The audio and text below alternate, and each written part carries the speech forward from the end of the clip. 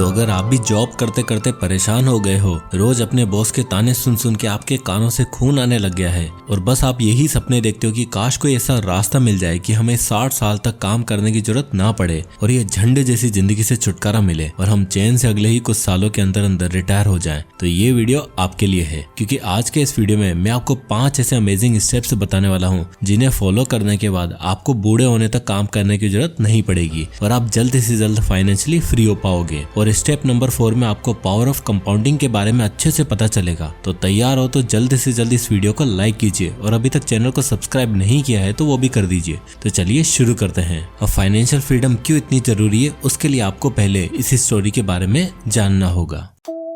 Justin और विराज बचपन के दोस्त थे। एक बिल्डिंग में रहना, एक ही स्कूल में पढ़ाई करना और एक ही कॉलेज बैकग्राउंड और एक जैसी लाइफस्टाइल। पर 21 की एज में जस्टिन और विराज को जॉब की सिलसिले में अलग अलग जगह शिफ्ट होना पड़ा क्योंकि दोनों की एक अच्छी कंपनी में जॉब लगी थी। लाइफ और सैलरी दोनों अच्छी चल रही थी, पर जस्टिन शुरू से ही अपने आप को इस घिसी पिटी जिंदगी से बाहर निकालना चाहता था। उसका मानना था पापा ने जिंदगी में बहुत सी चीजें पर रोक टोक रखी, हर एक खर्चा देख देख के किया और गाँव में जमीन होते हुए भी अपना घर उन्होंने 50 से 55 की एज में बनवाया। बट मैं ऐसी जिंदगी नहीं जीऊंगा। तो जॉब लगते ही जस्टिन ने अपनी एक बकेट लिस्ट तैयार करी जिसमें सबसे पहले था अपना घर और अपनी गाड़ी। जैसे ही जस्टिन को लगा कि उसकी जॉब सिक्योर है, उसने सबसे पहले ऑफिस के पास एक 2 BHK अपार्टमेंट देखा और उसे EMI पर खरीद लिया। फिर कुछ समय बाद उसने एक SUV कार भी खरीदी, यानी 18,000 रुपए पर मंथ घर की EMI और 6,000 रुपए गाड़ी की, यानी टोटल 24 से 25,000 रुपए एक फिक्स खर्चा बना दिया। इसके साथ ही जस्टिन ने डिसाइड किया कि वो अपनी लाइफस्टाइल भी अपडेट करेगा। तो हर महीने पार्टीज करना, बाहर डिनर करना, कॉफी शॉप से कॉफी पीना उसके लिए कॉमन हो चुका था। भाई को जॉब लगते ही क्रेडिट कार्ड जो मिल चुका था। अब यार जॉब अच्छी थी तो जस्टिन ने सोचा इतना तो बनता ही है। पर वहीं विराज का केस बिल्कुल उल्टा था। विराज एक अच्छी सैलरी पैकेज होने के बावजूद अपने फाइनेंस स्मार्टली मैनेज करता था।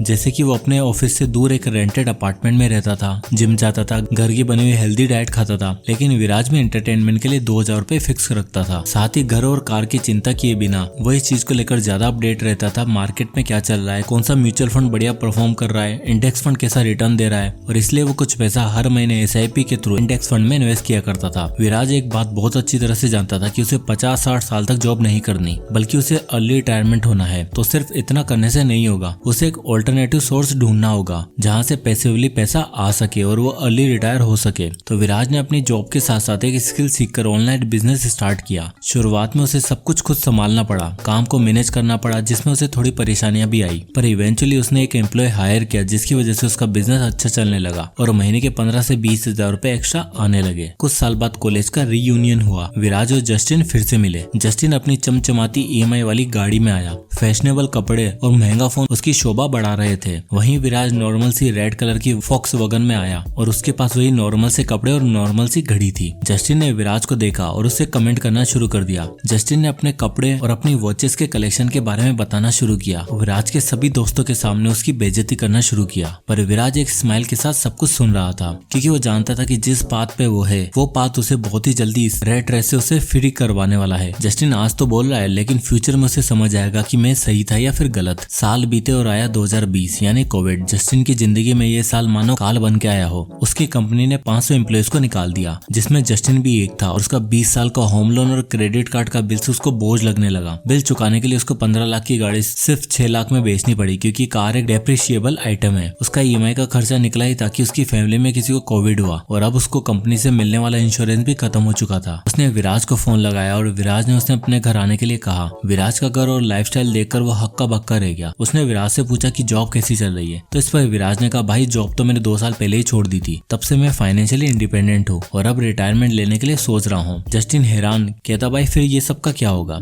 इस पर विराज ने बताया कि मेरा बिजनेस अच्छा चल गया, एम्प्लॉइज की टीम में वो काम करती है, प्लस में इंटरेस्ट और डिविडेंड से इतना हो जाता है कि आराम से मैं, मेरी वाइफ और मेरा बेटा एक अच्छी लाइफस्टाइल जी सकते हैं। और मैं किसी ऐसे को ढूंढ रहा हूँ जो मेरा बिजनेस संभाल सके और मेरा पार्टनर बन सके, प्लस में मैं 25,000 रुपए सैलरी भी दूंगा। जस्टिन ने फट से कहा, भाई मैं हूं ना। उसके बाद जस्टिन सोच में पड़ गया कि यार ये 30 साल में कैसे रिटायर हो सकता है। लोन, EMI और क्रेडिट कार्ड ने तो मेरी जिंदगी बर्बाद कर दी और ये सब कुछ खरीद के भी कैसे रिलैक्स है। तो यार अगर आप यहाँ तक जुड़े हो तो आपको समझ आ गया होगा कि आखिर इन दोनों की लाइफ में क्या डिफरेंसेस आया है। विराज 30 की एज में रिटायर इसलिए हो पाया क्योंकि उसने वेल्थ बिल्डिंग के 5 इंपॉर्टेंट स्टेप्स को सबसे ज्यादा और सबसे अच्छे तरीके से निभाया, जिसमें सबसे पहला स्टेप आता है नो लोन्स। विराज के सक्सेसफुल होने का और अर्ली रिटायरमेंट का सबसे बड़ा रीजन यही था कि उसके ऊपर कोई भी पैसा उधार नहीं था। मोस्टली लोग अपनी फाइनेंशियल जर्नी के स्टार्ट में ये सबसे बड़ी गलती कर देते हैं और अपने लिए ऐसी दीवार बना लेते हैं जो जीते जी तोड़ी नहीं जा सकती। जैसे कि जस्टिन जैसे लोग 30-40 हजार की सैलरी में ही घर, गाड़ी, महंगे फोन लेने का सोचते हैं। 10 लाख की गाड़ी, 60-70 लाख का अपार्टमेंट, 1 लाख का फोन। इतनी सारी ख्वाहिशें रखने वाला इंसान जब खाली जेब लेके बैंक्स के पास और क्रेडिट कार्ड कंपनीज के पास जाता है तब उसे लगता है कि ये केक वॉक है, यानी सब कुछ बहुत आसान है। और जब उस ड्यूरेशन में आपको पैसा कमाने पर ध्यान देना चाहिए था, पैसिव इनकम सोर्स बिल्ड करना था, एक सिक्योर कॉर्पस रेडी करना था, तब आपका सारा ध्यान ईएमआई पे करने में निकल जाता है। 40 हजार की इनकम में अगर एक आदमी 15-20 हजार सिर्फ ईएमआई में दे रहा है तो आप खुद ही सोचो वो क्या फाइनेंशियली फ्रीडम और अर्ली रिटायरमेंट पे ध्यान दे पाएगा। एंड प्लस में अगर आपने लोन्स पर डिफॉल्ट कर दिया तो भैया और कंगाली में आटा गीला। इसलिए स्टेप 1 है कि सारे बड़े लोन से दूर रहो और फोकस करो मल्टीपल इनकम सोर्स बिल्ड करने का,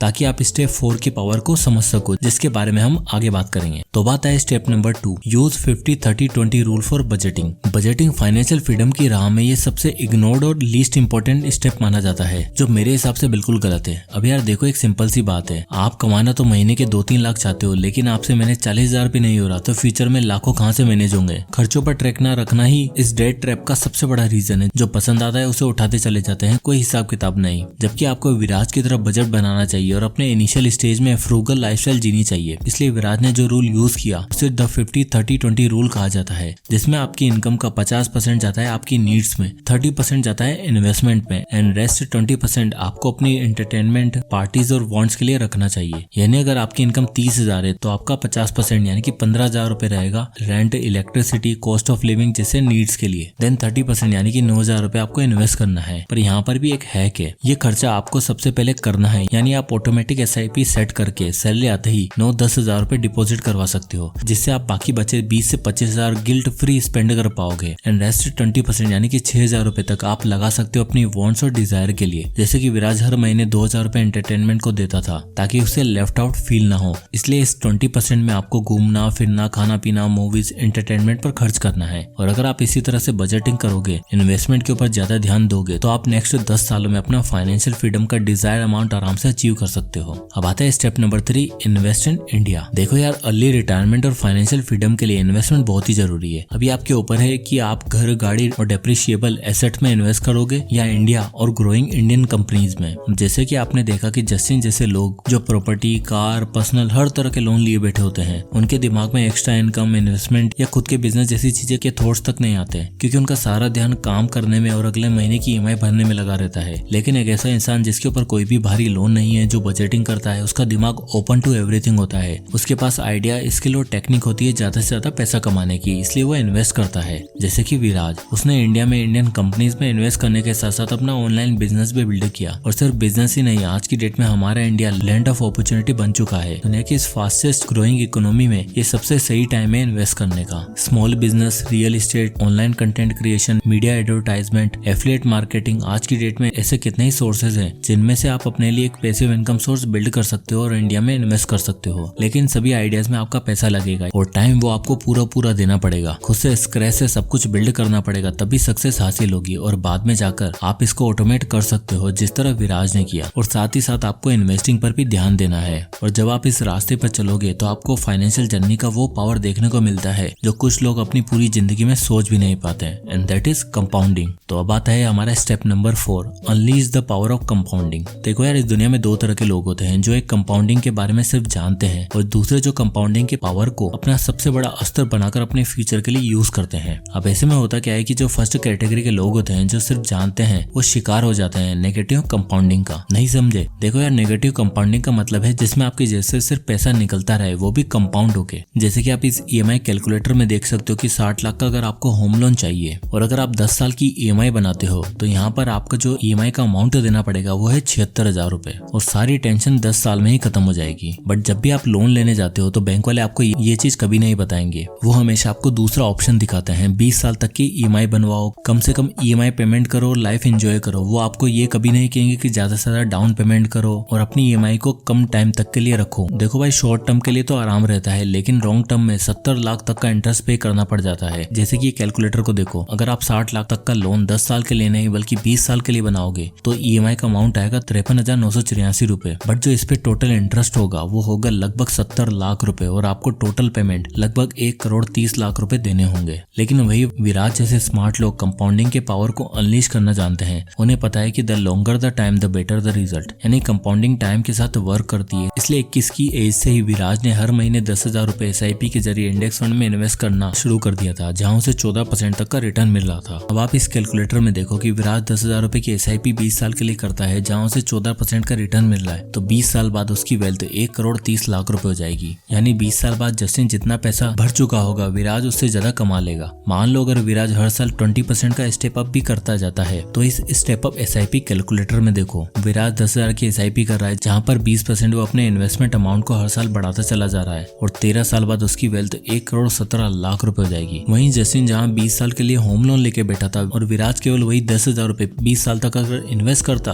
तो क्या होता, चलो देखो। तो इस कैलकुलेटर में देखो 10,000 की SIP अगर विराज 20 सालों के लिए करता है, जहाँ पे उसे 14% का रिटर्न मिल रहा है, तो उसकी वेल्थ बन चुकी होगी 5,66 लाख रुपए। और विराज ने केवल 10,000 की SIP ही स्टार्ट की थी तो भी उसकी वेल्थ 5,66 लाख रुपए हो चुकी है। तो यही होती है कंपाउंडिंग की पावर। तो अगर इसे सही से इस्तेमाल नहीं किया तो खुद मरोगे, लेकिन अगर इस पर जीत हासिल कर ली तो लाइफ की हर जंग आसान हो जाएगी। अब आता है step number 5, fire method for early retirement. अब जो मैंने आपको 4 स्टेप बताए हैं उसका निष्कर्ष निकलता है इस स्टेप से, जो आपको ये कहता है कि भाई 50-60 साल तक काम मत करो, दिन रात एक ही नौकरी के पीछे मत भागो, पैसों के लिए अपने बॉस पर निर्भर मत रहो, बल्कि कुछ ऐसा बिल्ड करो जिससे पैसों की चिंता खत्म हो जाए, आपके बिना कुछ किए भी पैसा आ सके और 60 साल में नहीं बल्कि 30-40 की उम्र में ही रिटायर हो सके। विराज ने इस फायर मेथड को बहुत ही जल्दी समझ लिया था, इसलिए उसने अपना एक डिजायर टारगेट बनाया जो कि था 1 करोड़ और स्टेप 4 यानी कंपाउंडिंग की मदद से उसका ये टारगेट केवल 10 साल के अंदर पूरा हो गया था और इसलिए वो अर्ली रिटायरमेंट ले पाया। वहीं जस्टिन जिसने नेगेटिव कंपाउंडिंग फेस करी 31 की एज तक, ना ही उसके पास कोई अच्छी नौकरी थी और एसेट के नाम पर ना ही एक फूटी कोड़ी, क्योंकि ये भाई साहब कुछ पैसा इन्वेस्ट ही नहीं करते थे। अगर ये भी विराज की तरह इन्वेस्ट करता तो जॉब छूटने के बाद भी उसको डिविडेंड्स और इंटरेस्ट के रूप में पैसा मिलता रहता, क्योंकि मंदी के टाइम हो या फिर वॉर का टाइम, कोई भी कंपनीज एम्प्लॉयज को तुरंत फायर कर देती है लेकिन अपने इन्वेस्टर्स को हमेशा खुश रखती है। तो इसलिए लोन्स और डेट ट्रैप्स में फंसना बंद करो, बजटिंग करो, अपने इनकम का एक बड़ा हिस्सा इन्वेस्ट करो, पावर ऑफ कंपाउंडिंग का सही तरीके को समझो और फायर मेथड को हमेशा सबसे पहले इंपॉर्टेंस दो, because if you retire early you can live your life freely.